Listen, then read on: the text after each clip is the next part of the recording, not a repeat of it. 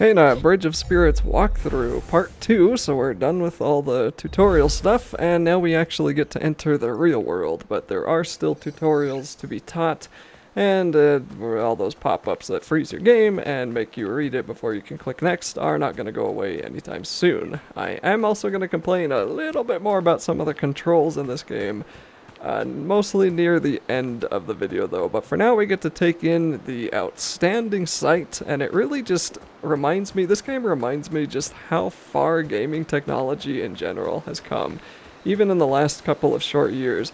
But like, a game like this would have easily been a AAA title sold for $60, you know, for months on end, 10 years ago, and now pretty small studios are making games that look like this and play like this and have the technology of a game that you'd expect in a really big, high-budget game 10 years ago. And I think it's just cool that pretty much anyone soon enough is going to be able to make whatever they want.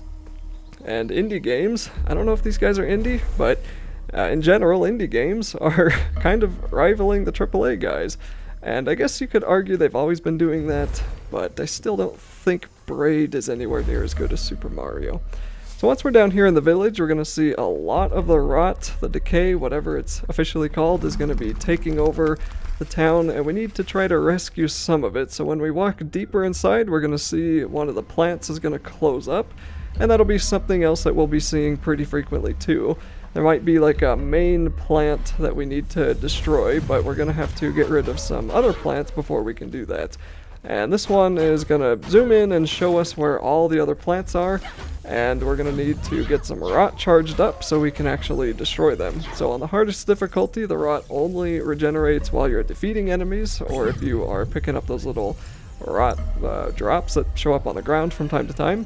And once you actually send the rot swirling around these, don't forget to use the magical pulse to actually blow them up. That was me forgetting to do that there. And then we can keep going around. We can use the same rot. It doesn't use up your rot when you're destroying the plants. And we'll just get rid of these 3 little buds, and that should open up the plant in the center.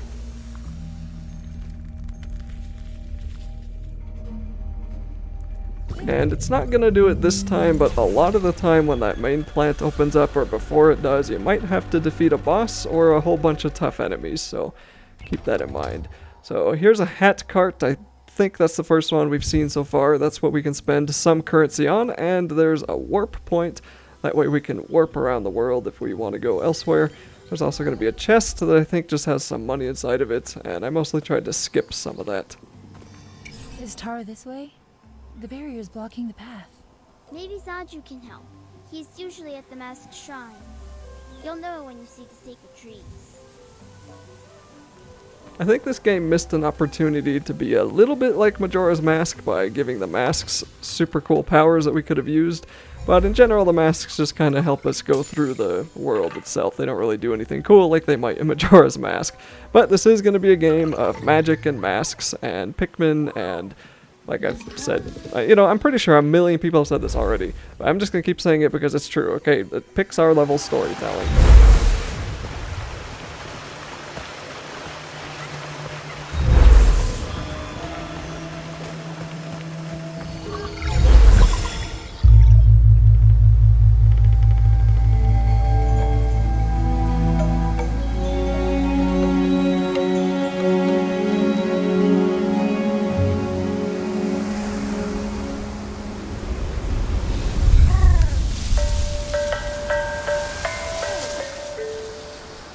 The rot seem quite fond of you.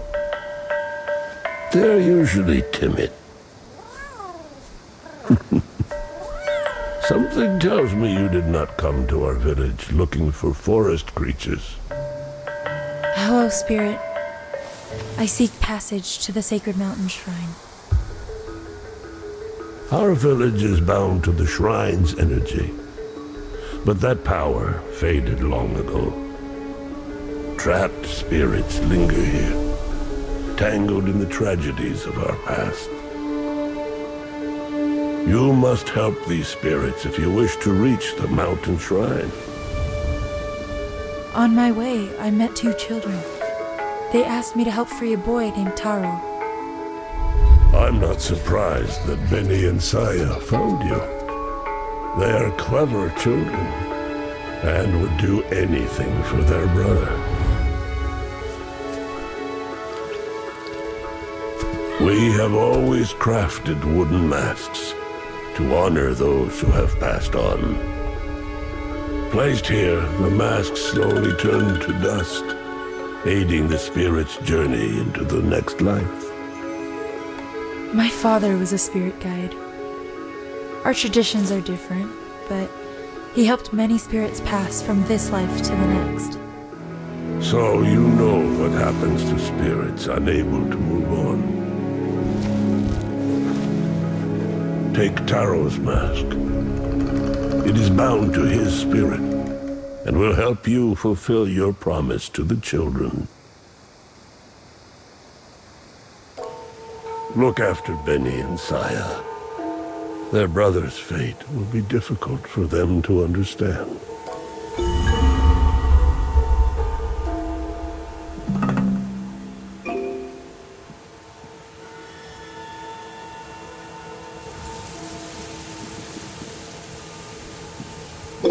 These masks may not turn us into some kind of demented moon tentacle creature, but they are still going to be useful, so we're going to periodically be asked to use the mask or put it on throughout the game.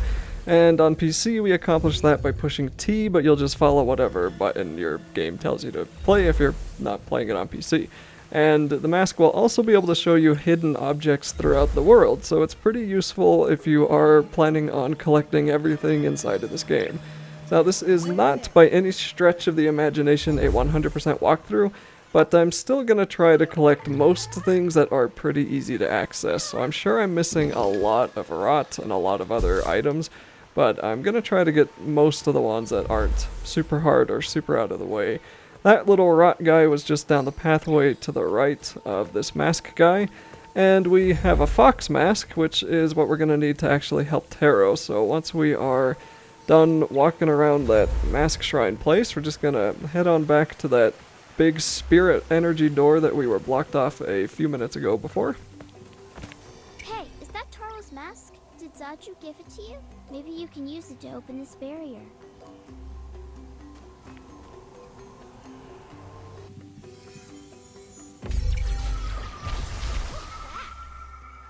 Follow it. Maybe it will lead us to Taro. And then some spirit energy is going to fly off along the path, and we're going to follow that to get to our destination. On the right side of pretty much everywhere you're going to go, the right and the left side, but right now the right side, there's going to be a couple of broken down houses that'll have optional items inside of them. So I think I'm going to try to go for this one. We can use our Pikmin friends to move this giant barrel over here. And I was fighting with the controls right there because I kind of forgot what I had to push to get them to move the barrel, but I figured it out. We're good to go. And then we can double jump on the barrel, and we have to be on the closer to the edge to actually double jump on top of the house here. So I think, yes, there's just going to be this pouch, and you're going to find items like these every now and then. So this is spirit mail. We can take that to the village to return it to them. That's kind of a side quest thing, so I'm not going to worry too much about doing that now. If that's something you want to do, then you can go back and do it now. We are still pretty close to the village. Or you can just wait till we're done with the whole area, and we'll be going back to the village anyway. So once we keep following the path here... It went through here, but we can't get past. There's more of that nasty stuff blocking the path. Can you get rid of it so we can get through? We're going to be asked by the little kids to clear all the decay and the rot from the grove. So this is going to be another tutorial that'll pop up and let us know about these little healing plants. So thinking on the... I don't know if the difficulties affect your healing rate. You might heal in combat on the easier difficulties, but you might not. And we're also going to run into some new enemies, and they're going to be these little plant guys that I'm pretty sure we've seen before, but they had weapons before now. Now he's got a shield, and if you try to hit his shield with a light attack, it's going to take a lot of hits to break it. But you can break that shield in one hit with a heavy attack. And there's also going to be a lot more enemies that spawn once you defeat the first guy, so it really came off more as an introduction to like, hey, here's a new plant enemy that you gotta deal with, now you gotta fight all of them. And once the guy loses his shield, he's just gonna pull a weapon out of the ground, and he's just gonna become a regular enemy. These guys really aren't too big of a deal. There's not a whole lot to them other than the fact that there's usually a lot of them, and they tend to hit you just because you're not looking at them. But for the most part, it's pretty hard to die to these plant guys, and I don't really expect most people to have a hard time with the combat in this game for a little while. Once the enemies get a little bit bigger and more complicated, and once they start having Dark Souls moves, that's when stuff gets harder, but for now, they're just pretty generic enemies. And once those are all dead, we'll finally be able to blow up the rot, and then we get a new plant that we have yet to see. And I think this is a, what is it called? A forest tear. Yes, I was gonna call it a dragon tear, but it's a forest tear. And this is a complete pain in the neck to control on PC. So pretty much I have to control the direction with my mouse, and I am literally having to move my mouse like halfway across my desk to get it to move in any significant distance. So I don't know why they made this so annoying. I think it's pretty obvious they didn't play this on PC because this would have been unacceptable to me. I'm guessing it's fine on a controller, but I'm having a really hard time with this stupid thing on a mouse. I don't know why it's so bad. It's like one of the worst controls in this entire game. And we need to use it to destroy some of the rot that's further away from us. So once we come back and use it again, and I blew it up there because I just wanted to see what that would do. So we'll use it again, and now we're going to try to go up that hill. And I'm trying really hard, like it looks horrible, it looks like I don't know what I'm doing, but this is literally the best I can do on a mouse.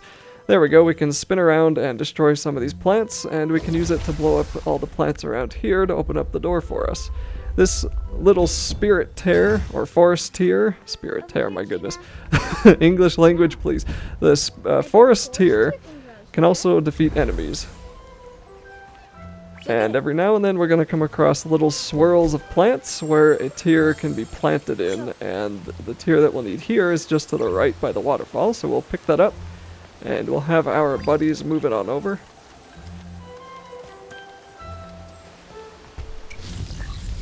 And if you noticed, the health bar of the tear goes down as you commit attacks or just over time. And you're sometimes going to be pretty tight on the amount of time that you have for the tier and the location you need it to go to.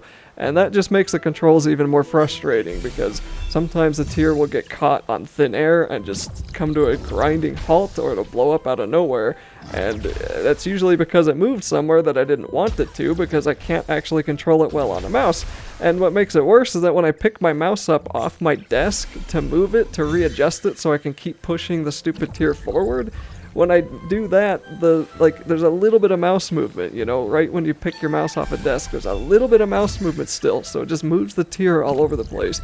So that's why some of those erratic movements you might see me making are not on purpose. It's just the only way I can deal with this stupid thing. So maybe a future update will make it better, but right now this really is just very frustrating to control.